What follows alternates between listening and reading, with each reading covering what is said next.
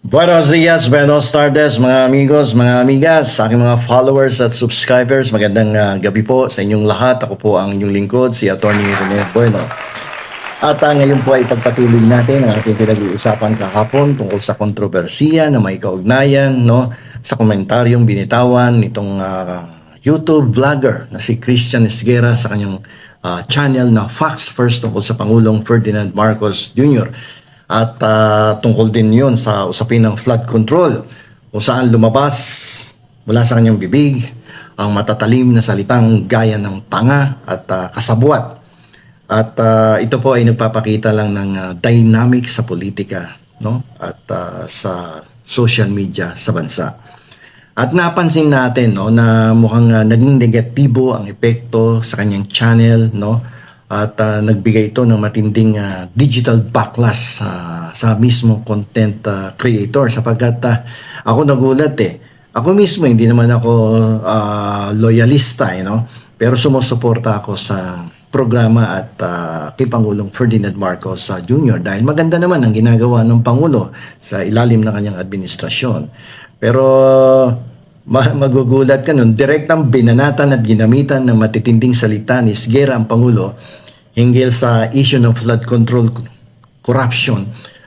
Mabilis na nag-react ang mga taga-suporta ng administrasyon. Alam niyo po sa mundo ng social media, ang anumang pag-atake sa mataas na opisyal ay madalas nagre-resulta yan sa unsubscribe campaign kung saan nag-oorganisa ang mga loyalista na i-unfollow o i-boycott ang channel. Pero pansin ko, in this case, hindi nag-organize Wala nag-utos kasi ako isa yung nag-react ng teka muna, parang ang yabang naman itong sinabi at kasabot sa korupsyon ng Pangulo. So bumanat kagad ako sa aking sariling YouTube channel at napansin ko ang daming sabay-sabay halos kami na nagbigay ng mga komentaryo na parang nagagalit kasi parang ang yabang-yabang, akala mo super talino. At minsan may nagsabi pa sa akin parang minamaliit ang mga YouTube vloggers at parang ang bidang-bida yung mga journalists o yung mga nasa media. Parang hindi naman siguro tama yon. At ang nangyari nga sa channel niya, bumaba yung subscriber at yung viewers count bumaba marami nag-unfollow, maraming nag-unsubscribe sa kanyang channel because of the reaction of the netizens for saying tanga ang Pangulo at kasabwat sa korupsyon.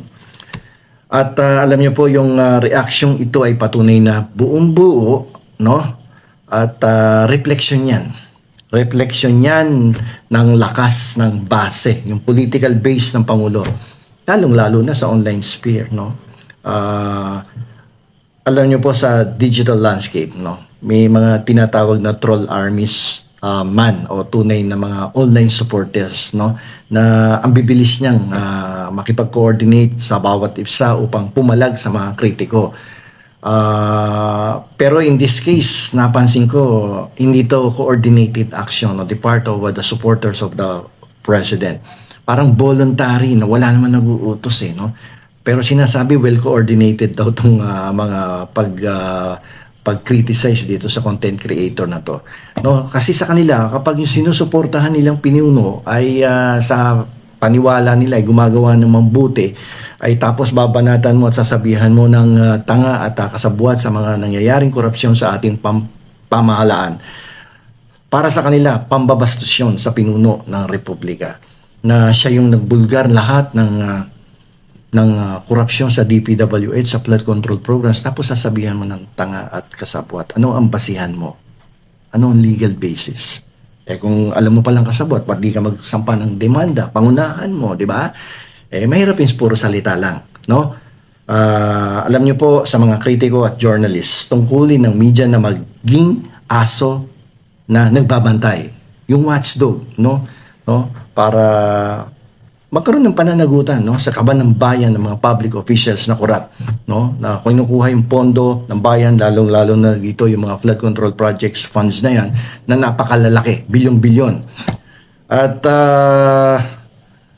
ang masyadong matalas o emosyonal na pananalita at ay ginagamit ng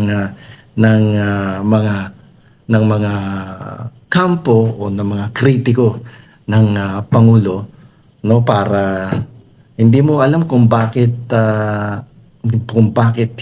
hindi sila kumukonforme kahit maganda na yung pinakikitang ginagawa ng Pangulo ng Republika ng Pilipinas. Para sa kanila, lahat ng aksyon, lahat ng binibitawang salita ng leader ay mali. Para sa kanila, kagaya nga ng binanggit niya, parang para sa kanila, katangahan ang ginagawa. Kung katangahan at kasabuhat sa korupsyon, no, ang ginagawa ng Pangulo, sana pangunahan niyo yung pagsasampa ng reklamo against the leader. Pero kung pag-iisipan mo mabuti, lahat naman ng ginawa ng Pangulo tungkol doon sa budget, lalo na sa insertions na yan, is in accordance with the provisions of the 1987 Constitution. Wala namang mali doon sa ginawa, di ba? Alam niyo po dati kapag galit ka sa chismis, no, sa kapitbahay mong chismosa na Marites, hindi ka lang pupunta sa tindahan upang i-chismis din yung kapitbahay mong napakakatinang dila at naninira ng kapwa, ng kapitbahay. Pero ngayon, alam niyo po, iba na ang sistema. Pag nag-init ang ulo mo sa kinaiinisan mong netizen, kinaiinisan mong vlogger, no, ang ganti lang naman sa kanya is isang click ka lang. Unsubscribe, unfollow, o kaya i-report mo pa yan sa YouTube. No? Parang yung lumalabas na pambansang action, no? Para magkasundo ang mga naiinis sa isang content creator na walang basihan ang sinasabi sa kanilang mga sinusuportahan na leader. Diba? Okay. Sa Pinoy social media, kapag binangga mo ang Pangulo para kang pumasok sa Mobile Legends match na mag-isa at wala kang tangke, asahan mong magang ka ng libo-libong keyboard warriors sa comment section gamit ang pare-parehong script at hashtags. Ginagawa yan ng kabilang kampo. Pero in this case, sa ginawa ng content creator na to, individual yan, voluntaryo ginawa yan ng mga sumusuporta sa administrasyon. Ako, isa na doon. Wala akong kinausap. Wala nag-utos sa akin. Nung marinig ko yung komentaryo na diniscuss sa isang YouTube channel ng isang abogada, sabi ko, parang iyabang naman ito. Parang minamata pa nga minsan yung mga YouTube vloggers, di ba? Ang talagang pinag-uusapan dapat yung mga bahasakali, infrastructure projects, no? Pero ang nangyari, imbis na punahin, no, na may naipakulong na ang Pangulo, no? May mga senador, may matataas na opisyalis na nasa kulungan na ngayon. Na nung araw, ng mga nakarang administrasyon, no, ay walang ginagawa. Walang naipakulong. Alam niyo, dalawang administrasyon lang naman ang talagang nagpadala sa kulungan ng mga senador at other public officials. Panahon ni Noynoy Aquino, pinakulong yung mga korap.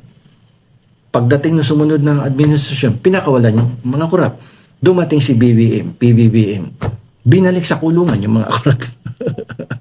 Di ba?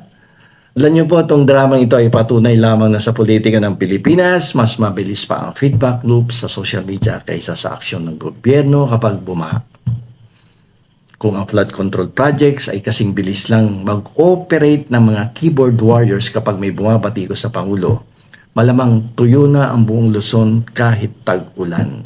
Okay? So, kung lalo na yung mga pumupuna at matatalas ang dila na criticize, wala namang binibigay ng mga alternative solution. No, imbis na magbigay ng constructive criticism, destructive criticism ang ginagawa. Imbis na magbigay ng suhestyon para magkaroon ng solusyon, wala. Sila pa yung nagiging additional na problema ng lipunan. No? Para sa mga content creator at komentarista, ang leksyon po dito ay simple. Sa digital arena ng Pilipinas, pwede kang maging isang taong nagtatapang-tapangan. No? Komentaryo ng komentaryo. Matalas ang dila. Pero siguraduhin mong nakakabit ang seatbelt mo. Dahil sa isang maling salita lang, ang channel mo ay hindi lang babaha ng kritisismo. Malamang ma-LRT ka. Ano yung LRT? Lost, remove, terminated. Subscribers, not followers. No? Mabilis pa yan, no, sa takbo ng kabayo na i-unfollow ka niyan, no, sa iyong mismong channel, no? So ang tanong ng bayan dito is ito bang Ito bang galit nila sa isang content creator na to dahil pinulaan ng pinulaan ang kanilang pinuno at leader ay uhupa din, no?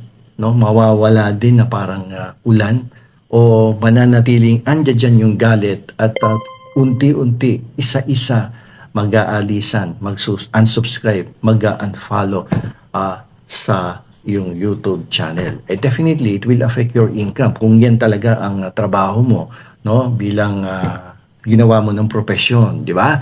So, hindi ka naman lisensyadong accountant, hindi ka naman lisensyadong inhinyero, hindi ka naman lisensyadong criminologist, hindi ka naman abogado, di ba? At wala ka na din sa media, pero pinanalandakan mo, journalist ka pa rin, di ba?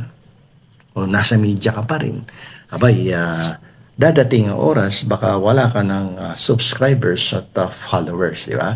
Hindi sa lahat ng panahon ay piyesta. May katapusan yan kapag hindi mo tinigilan ang pagbibitaw ng matatanim na pananalita sa isang tao na napakalawak ng suporta sa buong bansa. So hanggang dito na lamang po. Ito po ang inyong lingkod, Attorney Rene po. Yo, what's up mga tropa pips? So napanood nyo naman po itong video ni Attorney Rene Bueno na di na naman siya nakapagpigil no? Talagang ni-real talk niya si Christian Esguerra. Alam nyo, habang pinapanood ko itong reaction nitong si Attorney Rene Bueno laban dito kay Christian Esguerra, napakaganda ng kanyang paliwanag at yung pong pagsasabi niya na siya ay kusang loob niya itong ginawa na pagtatanggol kay PBBM, na pagsasalita niya sa issue na talaga namang karapat dapat pong sagutin dahil nga po unang-una presidente ng ating bansa si PBBM. 'Di ba? Buti sana kung barangay tanod lang ang kinondenan itong si Christian Esguerra, baka hindi natin gaano mapansin yan kasi hindi naman kilala kung sino yung barangay tanod. Pero presidente ng Pilipinas ang pinagsalitaan nitong si Christian Esguerra. At naturalmente, na ang isang katulad ni Sir Mike Abe, ni Yuse Claire Castro, Mike Cervera at ang lahat pa po ng mga vlogger like Nyolo, Ballpoint Man, Chris Ulo, Birador Pikwa, Takeru Miyamoto, lahat po yan talagang meron pong mga magiging reaksyon dito sa pambabatikos ng walang basehan ni Christian Esguerra kay PBBM. Ako personally, syempre anak ng teteng naman, hindi mo na kailangang makipag-organize, hindi mo na kailangang humingi ng bayad para etong si PBBM ay ipagtanggol mo sa isang katulad ni Christian Esguerra na hindi man lang nakaranas na maging barangay tanod. Pero kung makapuna kay PBBM, akala mo siya na ang pinakamagaling na presidente ng Pilipinas. Akala mo itong si Christian Esguerra siya ang siya ang pag-asa ng bayan, siya ang makakapag-ahon sa buhay ng mga Pilipino. Akala mo ganun-ganun lang ang maging presidente. Akala mo kung makapagsalita itong Christian Esguerra na to, napakadali lang ng trabaho ni PBBM. Napakadali lang ng ginagawa ng isang pangulo na halos kahit Sabado at Linggo nagtatrabaho, kumikilos, gumagawa ng trabaho para sa mga Pilipino.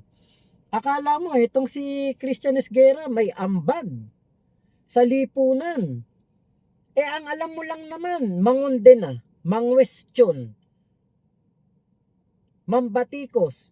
Pero meron ba kayong narinig kay Christian Esguerra na solusyon? Na habang siya'y nambabatikos, pagkatapos niyang mangunde na, pagkatapos niya magsalita ng hindi maganda kay PBBM, makapagbibigay ba siya ng solusyon? May alam ba siyang solusyon? O ang alam niya lang mambatikos lang at magmagaling? Alam niyo, ito sa totoo lang, mas katanggap-tanggap pa yung nambabatikos, etong mga katulad ni Christian Esguera, katulad nitong si Shelo Magno, katulad nitong si Vlogcaster Armandin, na pagkatapos nilang mangonde na kay PBBM, meron silang i-share sa kanilang mga manonood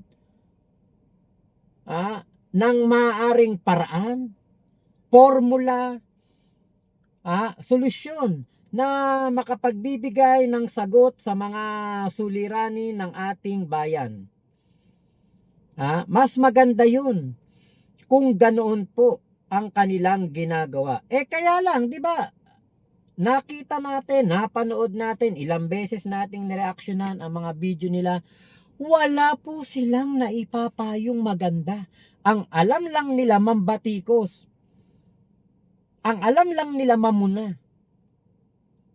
At ito po ang naratibo na kanilang pinapakalat. Dahil daw si PBBM ang pumirma sa budget natin for 2025 at sinabi daw na ito ang pinaka-corrupt na budget sa kasaysayan ng Pilipinas. Ito na nga at kanilang sinisisi at sinasabing kasabwat si PBBM sa korupsyon. Kung hindi naman daw kasabwat at ito ay nalusutan ng insertion, tanga daw si PBBM. Pero alam natin, nung pinirmahan niya ni BBM, pinirmahan in good faith, pinirmahan ni PBBM ang budget dahil ito ang kailangan ng ating bayan. Kailangan ng budget na ito para maisakatuparan ng etong mga proyekto ng gobyerno, mga serbisyo na ipapaabot sa taong bayan para sa taon na yon. Nung pinirmahan ni PBBM yan, hindi naman ura-urada o nung mismong oras na yon inimplement kagad. Hindi po. Utay-utay yan na ibibigay sa mga departamento, yung mga hiniling nilang budget, unti-unting ibibigay at sa kanila unti-unti din na i-implement ang kanilang mga proyekto. So doon pa lang po nagkakaroon ng korupsyon kapag na-implement na yung proyekto, kapag unti-unti nang ginagawa like flood control projects, like etong mga ayuda sa ating mga kababayan, unti-unti yan. Hindi naman ora mismo pag pinirmahan na kagad ni PBB, may korupsyon na kagad dun. Yun kasi ang naratibo na pinapalaganap nitong mga katulad ni Christian Esguera at nitong sila Shelo Magno. Pumirma daw si PBBM. Oo nga, pinirmahan nga niya. Pero hindi ibig sabihin, pag pirma niya, sumang-ayon siya sa korupsyon. Di ba nga, kaya, noon nga 2025, napansin niya, napagtanto niya, teka, parang nananakawan ng budget natin, parang merong mga proyekto na hindi nakikita, may mga nawawalang mga flood control projects. Teka, kailangan ko nang magsalita. At sinabi nga niya, mahiya naman kayo. So, ibig sabihin, hindi nalusutan si PBBM. Hindi siya nalusutan. Dahil kanya itong natunugan at kanya itong naisip na merong mga taong nagnanakaw sa kaban ng bayan. May mga tauhan siya na mapagsamantala. Kung hindi naman sinabi ni PBBM na may korupsyon sa kanyang gobyerno, may mga nawawalang flood control, meron bang mga kinukuda ngayon etong mga katulad ni Christian Esguera na nilayasan na ng nasa 14,000 subscriber? Meron bang kinukuda yan? Wala. Diba? Walang ikukuda yan. Hindi yan magsasalita. Wala siyang kamalay-malay na may korupsyon pala kung hindi sinabi ni PBBM. So dun pa lang dapat nang maisip ng tukmol na si Christian Esguera na hindi nalusutan si PBBM. Inimbestigahan niya ng sarili niya, nakahalata siya, may napansin siya, so ibig sabihin, hindi siya nalusutan. At ito pa ang ano, ito kasing mga taong to may mga bias to at meron tong mga kinakampihan, meron tong mga gustong kanilang maging pansariling interest. Normal lang naman na ang isang presidente pumipirma sa budget. Pero eto, normal 'di ba na pumipirma sa budget ang isang presidente. So ibig sabihin panahon ni Cory, panahon man ni Emilio Aguinaldo, panahon ni Macapagal, panahon nitong si Gloria Macapagal Arroyo, si Pinoy, si Digong, si Erap, lahat 'yan ibig sabihin nagnakaw. Kasi pumirma sila sa budget O tapos may mga korupsyon na nangyari. So ibig sabihin kasabwat na si PBBM diyan, kasabwat na yung mga dating presidente. Lahat pala ng presidente natin, mga nagnakaw sa kaban ng bayan dahil pumirma sila sa budget. Yan yung double standard na ginagawa nitong mga taong to. Na porke si PBBM pumirma sa budget, kasabwat na. Naratibo ni Sara Duterte yan. Ba't sinusuportahan na yata nila ngayon?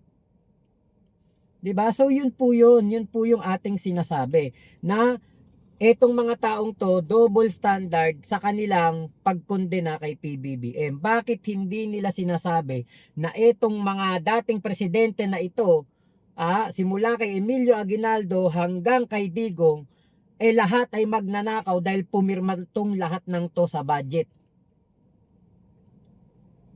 Diba? Ano yung pumirma?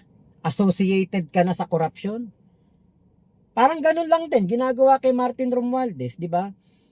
Siya ang Speaker of the House nung panahon na merong nadiscovering flood control projects at mga insertion.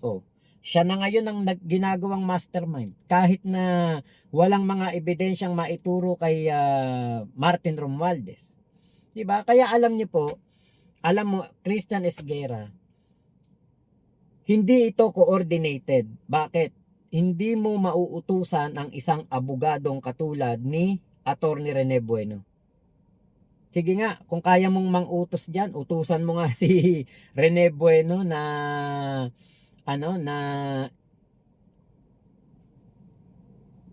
hindi ipagtanggol si PBBM.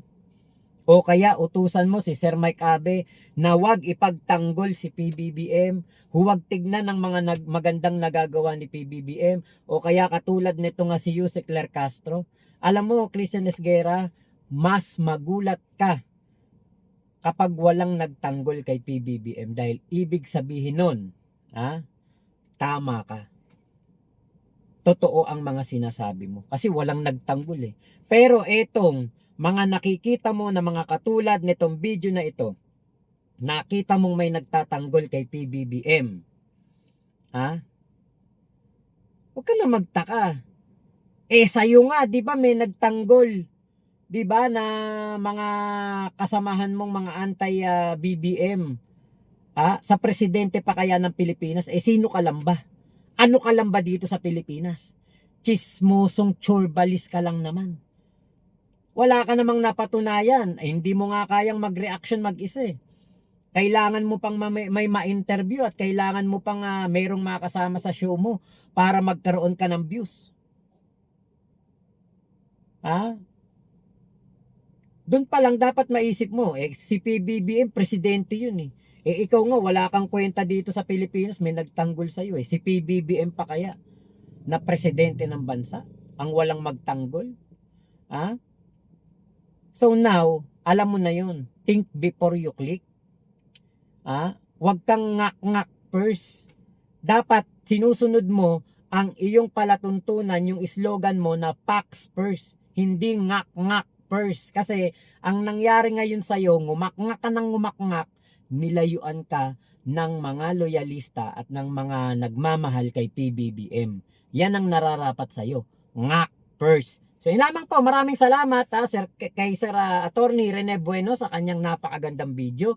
Support niyo po yan ang ating abogado at iniidolo sa pamamahayag at pagbibigay ng matalinong obserbasyon at opinyon. Ito pong si Attorney Rene Bueno. Maraming salamat po. Ingat po kayo. Nasaan mang panig kayo ng mundo, Momo Chup Chup, love you. God bless us all Pilipinas. God first. Naka-live pa rin po yung countdown natin diyan sa road to 700,000 ni Christian Esguera. Nandiyan po, naka-live pa rin po. Maraming salamat po sa mga manonood diyan. Thank you po. Bye-bye.